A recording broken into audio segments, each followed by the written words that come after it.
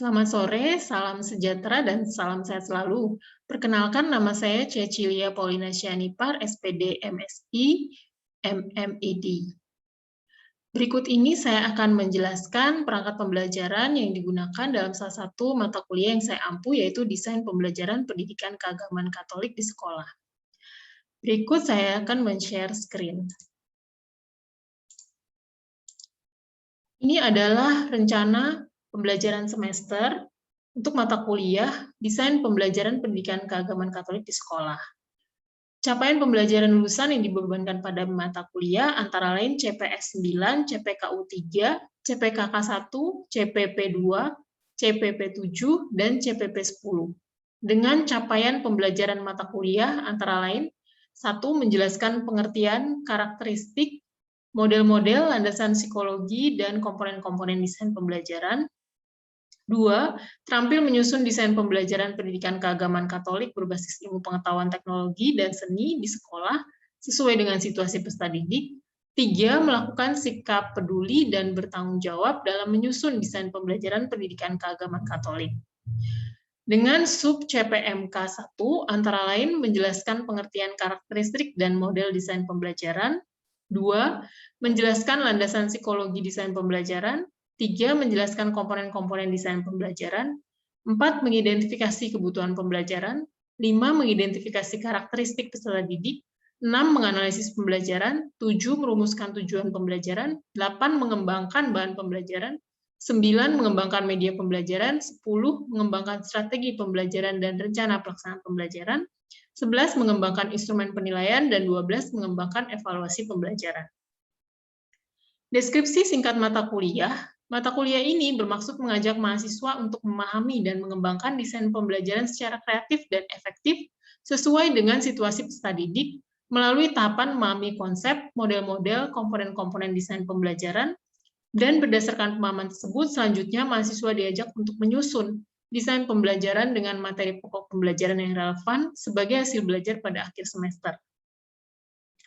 Materi pembelajarannya, 1. Pengertian desain pembelajaran, karakteristik desain pembelajaran, model-model desain pembelajaran, pengertian belajar, teori belajar, komponen desain pembelajaran, analisis kebutuhan pembelajaran, karakteristik peserta didik, pengertian kompetensi, indikator pencapaian kompetensi dan pemetaan kompetensi, 10. Analisis pembelajaran, 11. Tujuan pembelajaran, 12. Bahan pembelajaran, 13. Media pembelajaran, 14. Strategi pembelajaran dan RPP, 15. Instrumen penilaian, dan 16. Evaluasi pembelajaran.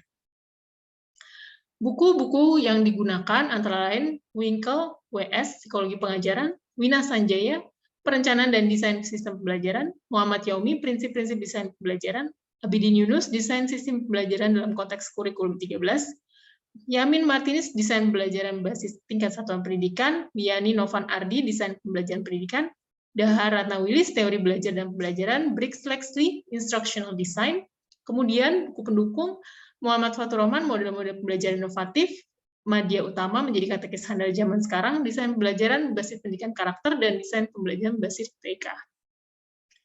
Mata kuliah prasyaratnya antara lain pengantar pendidikan, media pembelajaran, evaluasi pembelajaran, kajian kurikulum, dan pembelajaran pendidikan. Yang pertama, untuk kemampuan akhir tiap capaian pembelajaran, yang pertama adalah menjelaskan pengertian karakteristik dan model desain pembelajaran. Dengan indikator pencapaian kompetensinya adalah ketepatan mahasiswa menjelaskan pengertian desain pembelajaran. Dengan kriteria sangat tepat 5, tepat 4, batas itu 3, kurang tepat 2, dan di bawah standar nilai 1. Dengan teknik penilaiannya tes lisan atau tes isian. Bentuk pembelajaran ada tatap muka dan ada yang melalui daring dengan menggunakan Zoom, sinkronus, dan LMS belajar asinkronus. Metode pembelajaran yang digunakan antara lain flip learning, diskusi kelompok, discovery learning, dan penugasan. Penugasan mahasiswa itu ada tugas terstruktur membuat video singkat 1-3 menit, tugas mandiri membaca materi pembelajaran sebelum dimulainya kelas, dengan estimasi waktu tatap muka 100 menit, tugas terstruktur 120 menit, dan tugas mandiri 120 menit. Kemudian di sini dengan bobot penilaian 5% dan materi pembelajaran pengertian desain pembelajaran. Juga untuk yang 1.2 itu indikator pencapaian kompetensinya adalah ketepatan mahasiswa menjelaskan karakteristik desain pembelajaran yang baik dengan kriteria yang sama, teknik penilaiannya dengan tes lisan atau tes isian, dan materinya karakteristik desain pembelajaran dengan bobot nilai 5%. Lalu kemudian membuat video singkat 1-3 menit yang berisi tentang penjelasan berbagai model desain pembelajaran menurut beberapa ahli dengan teknik non-tes atau unjuk kerja video. Pada capaian berikutnya, yaitu menjelaskan landasan psikologi desain pembelajaran. Dengan ketepatan mahasiswa, indikator pencapaiannya adalah ketepatan mahasiswa menjelaskan pengertian belajar. Hal yang sama untuk teknik penilaian, yaitu tes lisan atau tes isian. Bentuk pembelajaran ada tatap muka dan juga daring melalui Zoom dan LMS belajar USD. Metode yang sama, flip learning, diskusi kelompok, discovery learning, dan penugasan. Juga membuat video, membaca materi sebelum dimulainya kelas. Kemudian unjuk kerja video. Begitu seterusnya untuk capaian pembelajaran yang ketiga, dan juga sampai pada capaian yang keempat sampai yang terakhir nanti, para mahasiswa, indikator pencapaian yang akan dicapai oleh mahasiswa adalah mengidentifikasi kebutuhan pembelajaran dengan cara terampil menyusun desain pembelajaran pendidikan keagamaan Katolik berbasis ilmu pengetahuan teknologi dan seni di sekolah, sesuai dengan situasi peserta didik dengan mulai menyusun komponen pertama dari desain pembelajaran, yaitu mengidentifikasi kebutuhan pembelajaran untuk satu kelas di satu tingkatan sekolah dengan sikap peduli dan bertanggung jawab. Dengan kriteria penilaian, sangat terampil 5, terampil 4, batas 3, kurang terampil 2, dan di bawah standar 2, dengan teknik penilaian non-tes dengan portofolio. Bentuk pembelajaran ada tatap muka dan Zoom dan LMS, asinkronus. Juga metode pembelajaran yang sama, flip learning, diskusi kelompok, dan penugasan. Juga tugas terstruktur menyusun desain pembelajaran pendidikan keagamaan Katolik. Penugasan mahasiswa juga sama, tugas mandiri dengan estimasi waktu yang sama, 100 menit tatap muka, 120 menit tugas terstruktur, dan tugas mandiri 120 menit. Seterusnya untuk komponen kedua, dilanjutkan dengan mendesain karakteristik, mengidentifikasi karakteristik peserta didik. Ini juga hal yang sama berlaku untuk capaian pembelajaran berikutnya, dengan bobot nilai 5%, lalu kemudian yang 6, ini adalah untuk menjelaskan pengertian kompetensi, standar kompetensi, kompetensi dasar, indikator pencapaian, dan pemetaan kompetensi. Lalu yang berikutnya, komponen ketiga, mereka menyusun dan menganalisis pembelajaran. Lalu komponen keempat, yaitu untuk merumuskan tujuan pembelajaran. Lalu UTS, itu ada tes lisan atau tes isian, dengan bobot penilaian 25%. Lalu kemudian mereka menyusun lagi komponen kelima, mengembangkan bahan pembelajaran. Komponen keenam, mengembangkan media pembelajaran. Komponen ketujuh, mengembangkan strategi pembelajaran. Komponen ke-8, mengembangkan instrumen penilaian. Dan komponen yang ke-9, yaitu mengembangkan evaluasi pembelajaran. Semuanya ini nanti akan terkumpul menjadi satu portofolio yang nantinya akan menjadi tugas ujian akhir semester, portofolio desain pendidikan keagamaan Katolik dengan bobot penilaian 45%. Berikut ini saya akan menjelaskan untuk penilaian pembelajaran. Dengan capaian pembelajaran mata kuliah, seperti yang tadi sudah saya sampaikan, dan berikut ini adalah rubrik ya untuk penilaian pembelajaran. Ya, di sini misalnya yang digunakan teknik penilaian seperti tadi yang sudah saya jelaskan juga di awal. Berikut adalah teknik penilaian yang digunakan, lalu indikator penilaian, kemudian kriteria rubrik penilaian dan bobotnya. Lalu kemudian untuk keterampilan menyusun desain pembelajaran itu yang sama gitu ya, dengan bobot penilaiannya 5% semua untuk setiap komponen yang mereka susun. Dan ini adalah penilaiannya, apa saja yang menjadi rubrik penilaiannya, lalu kemudian dan seterusnya sampai yang ke-9 yang disusun. Nah, ini dengan total 100%.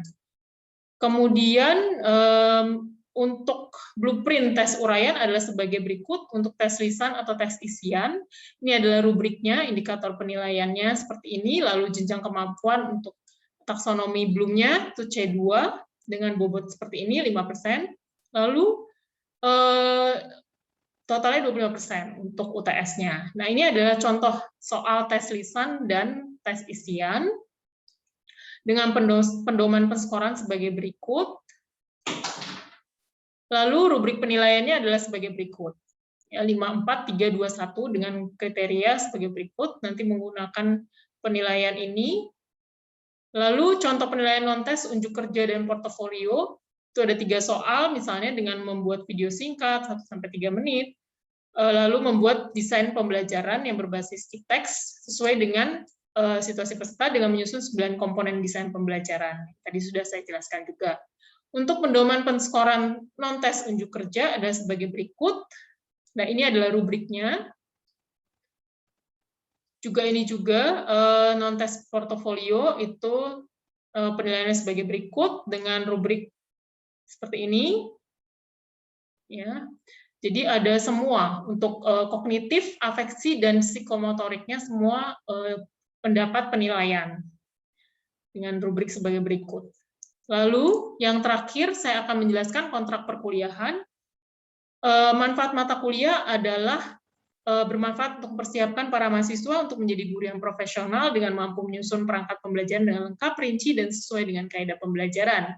Deskripsi mata kuliah tadi sudah saya sampaikan di awal di RPS, lalu kemudian CPMK, capaian pembelajaran mata kuliah juga sudah saya sampaikan tadi di RPS juga. Lalu indikator pencapaian kompetensi, ya, turunan dari kemampuan akhir yang direncanakan, ini juga sudah tadi saya sampaikan juga. Jadi ini dalam kontrak perkuliahan ini yang disampaikan kepada mahasiswa sebelum perkuliahan dimulai.